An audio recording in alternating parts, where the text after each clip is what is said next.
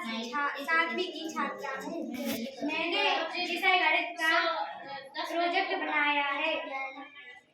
घातांक और घातांक के रूप के उदाहरण एवं घातांक के नियम।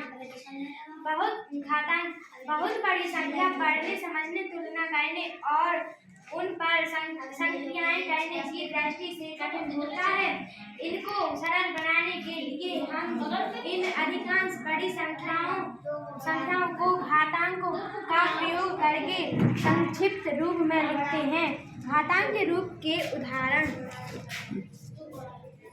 चलो बोलो। पढ़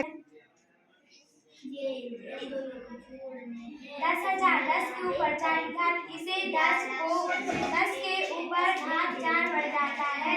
घातांक के रूप में संख्याएं कुछ नियमों का पालन करती हैं, जो इस प्रकार है।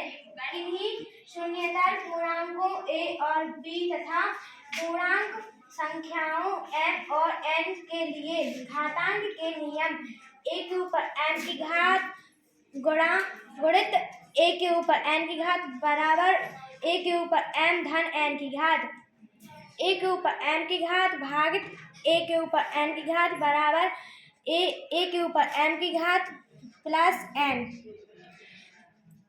a के ऊपर m की घात पूरे के ऊपर n की घात बराबर a के ऊपर m गुणित n की घात, a के ऊपर m की घात गुणित b के ऊपर n की घात बराबर a b के ऊपर m की घात, a के ऊपर m की घात भागित b के ऊपर m की घात बराबर a बटे b के ऊपर m की घात।